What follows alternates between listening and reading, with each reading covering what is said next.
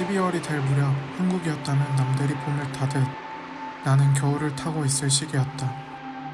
문득 한 손님이 한국인이냐고 먼저 묻고 서투른 한국어를 선보일 때 지나가던 릴스에 누군가의 목소리로 따뜻한 마음이 담긴 한국어가 나지막히 읽히고 있을 때, 김치가 없어 아무것도 먹고 싶지 않을 때, 독일에 온 지 8개월이 되었을 무렵 그렇게 향수병이 찾아왔다. 독일에 오기 전 사람들이 향수병을 얘기할 때는 정말 대수롭지 않게 생각했다. 한 달도 넘게 여행을 할 때도 그런 마음을 느껴본 적이 없었다. 원한다면 언제고 친구들과 영상통화를 할 수도 있고, 한국 드라마나 예능 어떤 것이든 OTT를 통해 어디서든 볼 수 있으니 말이다. 독일에 오고부터 30살 인생 살며 켜켜이 쌓여왔던 가치관이나 노력, 편견, 습관 등을 마주하며 번번이 깨져왔다. 그중 제일 선명해진 부분은 대화하는 것을 내가 생각해왔던 것보다 더 중요하게 생각했다는 것이다. 일을 시작하고 단 하루도 긴장을 놓은 순간이 없었다. 동료들과 손님들의 영어를, 그리고 몇 가지 단어만 알아듣는 독일어를 오해하지 않고 이해하기 위해 온몸의 모든 감각을 곤두세우고 있었다. 단 한순간도 긴장을 풀고 편안하게 있었던 적이 없었다. 그러다 몸이 지치고 마음까지 지쳐갈 때쯤 향수병이 찾아왔다. 알아차리게 된 계기는 퇴근하던 지하철 안에서 인스타그램 릴스를 보는데 나지막히 들리던 한국어에 나도 모르게 울었던 날이다. 해가 저 너머로 다 져갈 때쯤이었다. 지하철이 집 근처에 다다랐을 때쯤이었고 노을빛이 눈을 비추고 있었다.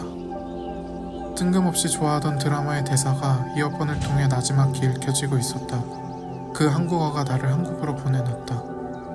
온몸에 세포까지 힘을 주고 신경을 곤두세우고 있던 나를 이완되게 했다. 그 순간 한 달 정도 준비하던 프로젝트를 끝내고 침대에 누웠을 때보다 더 큰 편안함이 몰려왔다.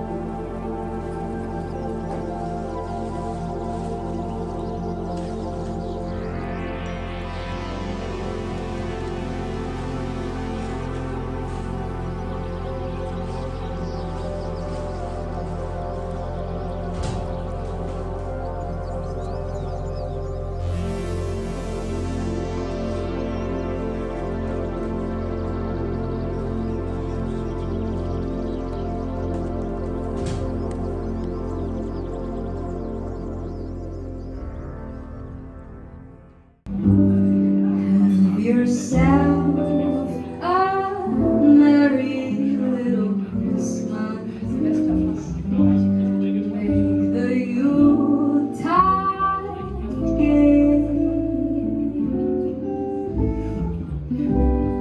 From now on, our troubles will be miles away.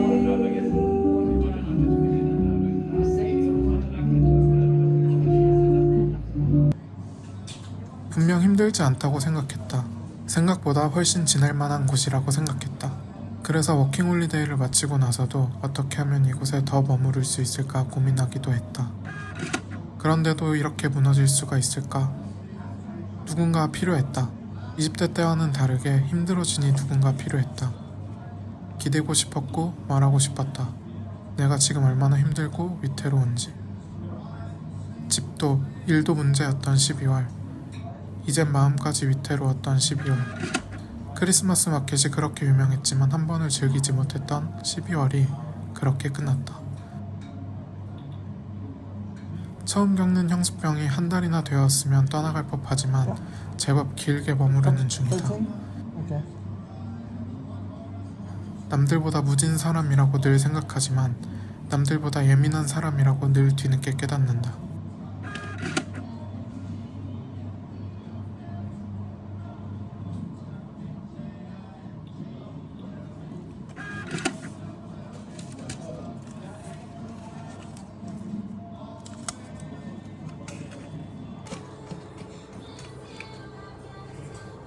(2024년이) 시작되고 올해의 첫 시작을 미셸 자원너가 쓴 H마트에서 울다라는 책으로 시작했다.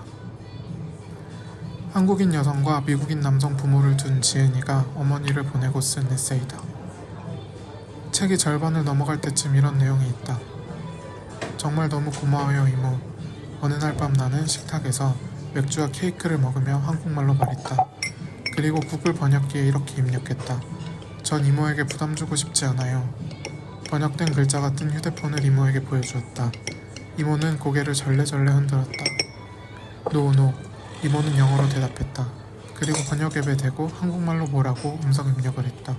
그랬더니 앱에 한글 문장이 커다랗게 뜨면서 인공지능 음성이 흘러나왔다. 그게 핏줄이야. 나는 이모에게 하고 싶은 말이 너무나 많았다. 엄마가 나를 한글 학교에 보낸 모든 세월을 생각했다.